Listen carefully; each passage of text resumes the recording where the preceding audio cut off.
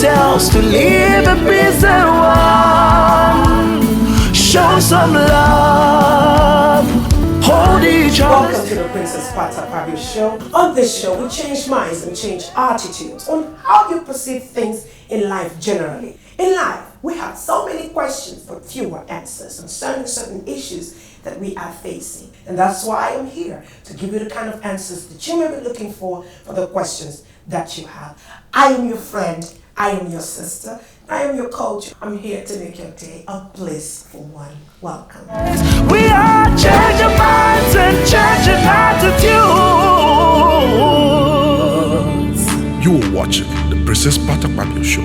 And there is just no way that we could live on planet Earth without having to deal with sex. And it is just impossible for men to separate itself from the lure of sex. Change your minds and change your attitudes. Welcome back to the Princess Pat Akpabio Show, and I was talking to you on sex and society. Now, before I left off, I asked the question, what are your thoughts on if society should actually interfere on how we tend to relate with each other sexually? But isn't it quite interesting, though, to notice how society can interfere with what is supposed to be one's private business? I mean, your sexual life, your sexual decision, how you choose to interact with other people sexually is actually supposed to be one's business, right? But that also reminds us on how possessive the nature of man is when it has to do with beneficial and pleasurable activities. You notice that men want to set rules. They want to see how it's supposed to be. They want to say, this is how it's supposed to go, right? Well, I hope you've subscribed to this channel even as you are watching.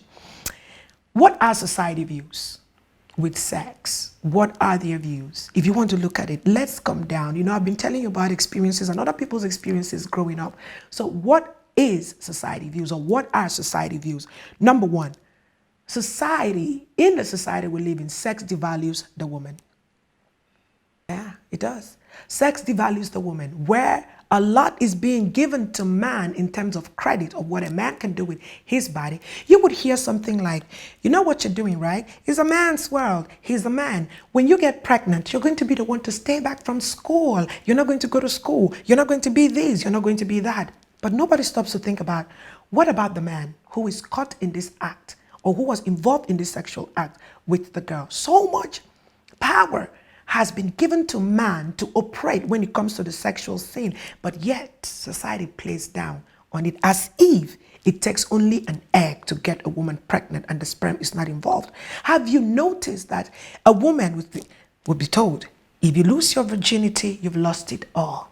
You don't have any kind of value. Nothing would happen in your life. That means the value you have is gone. I am not saying that you shouldn't keep your virginity for your husband or whoever you want to be married to, but I strongly believe that it should actually be applicable to both sexes, the male child and, of course, the female child. But the society that we live in today gives so much power, gives so much coverage, gives a yardstick for the male child to operate in which and any kind of way that they feel, and they don't even know that it also affects the man. Well, think about it.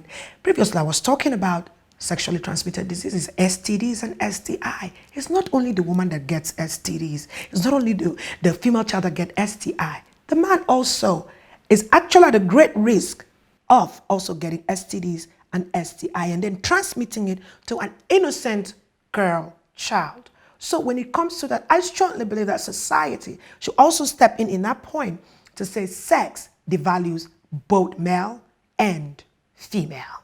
Number two, well, society has made sex transactional. What do I mean by that? Everything is transactional now. A man wouldn't want to help a woman out unless she pays in kind. It's called the status quo. Even as you are living now, you can see, even in the corporate world, it is the same thing. You want to be here, I'll give you what you want, but in return, you give me sex. Even in lecturing, lecture halls, in schools, in the universities here, you will see that in the African society, profs are sleeping with their students. Why? For a better grade. What about the child that came to school and spent so much time studying for that exam, studying for that course to pass it, but just because she refuses to give sex to the professor, she fails the course, and she has to do what? She has to retake that course. Why? Because it was a transactional transaction. It was, the sex was offered to her. Give me sex for a good grade, even when she is actually intelligent, she's smart, she studied for the course. Isn't that why we're producing the average kids here in our African society? Because the children who are actually intelligent and smart enough to actually study and pass these courses are being pushed to the world because they don't want to give sex in order to get the good grades. And I want to encourage those students who are going through this. Hold on. You have value for yourself. One day it will pay off. Don't devalue yourself because you want to be like the other student who gave sex to get to where they are going or to pass a course. That is why you have so many graduates that cannot speak simple and correct sentences in our society. Why? Because society has made sex transactional. And as a result of making sex transactional, ladies have also cheapened themselves to the point where sex no longer has value. Sex was created to be enjoyed in a marriage institution and in a committed relationship. You know, with this transaction going on with sex, women are no longer being chased like before. Old-fashioned kind of thing. You know those old-fashioned? I'm old-fashioned. I still believe that a man should woo a woman to get what he wants. I remember saying, my old husband likes saying, gone are the days when men were men and women were born, I think he said, men were men. Gone are the days when men were men and women were won by men who deserved them. There you go. Gone are the days when men were men and women were won by the men who deserved them. Today in our society, because sex has become transactional, women are no longer won by the men who deserves them. So I strongly believe that we should go back to that old time when men had to woo women to get what they want before they even talked about sex with them. In politics, let's talk about in politics and in the corporate world. You and I would see this. When a man sees a woman, or even women see another woman, a fellow woman that has made it to a high-ranking political position in the society or even in the corporate world, the first thing you hear is what? Don't tell me. Don't tell me you don't know, because I know you know it. She slept her way to the top. I know you've heard that line. Oh, she slept her way to the top. Then they now start digging into it. Oh, she slept with this, slept with the boss, slept with this boss, slept with this guy, slept with the son of the, and slept with the president of, to get to where they are. But you forget that these women are also educated. You forget that these women actually put in a lot to get to where they are in society. Then you hear people begin to blackmail them. Haven't you noticed one thing in our society? When a woman is bold in the political scene or in the corporate scene and she goes for what she wants, they say she slept her way to the top. Okay, she slept her way to the top, but at least she's representing the fact that she slept her way to the top. So she's giving you some form of intelligence. She's giving you positive feedback in the society. That is another view of the society where sex has been trivialized, where people no longer get credits, get accolades, especially the women folks, for all that they have done for themselves. The education, the time they've spent to study, the qualification, the specialization, the expertise they've gotten. Why? Because they believe that everybody who makes it to the top and is a woman, she slept her way to the top. Another thing, how society has trivialized sex. When you see a woman that is very confident in herself, she knows her onions. She knows what she wants. She goes for what she wants. She speaks her mind and she's bold to call your bluff for what it is. What do they say? She's a feminist. Because she believes that the female child or the girl child should be treated equally. And the truth still remains. You see a male child and you see a female child. The female child actually went to the best schools. She got the best grades. She graduated top of her class. At the end of the day, she gets married to a man. What happened? She is meant to shelve her degree. She's meant to put it, she's made to put it in a box. Why? Because the man has to stand out as the man of the house. And we don't have a problem with that. But is there anything wrong with the wife also being what she went to school to be? But I believe that that is changing today. And as we go on in life, you will see that all of these things are changing into positivity.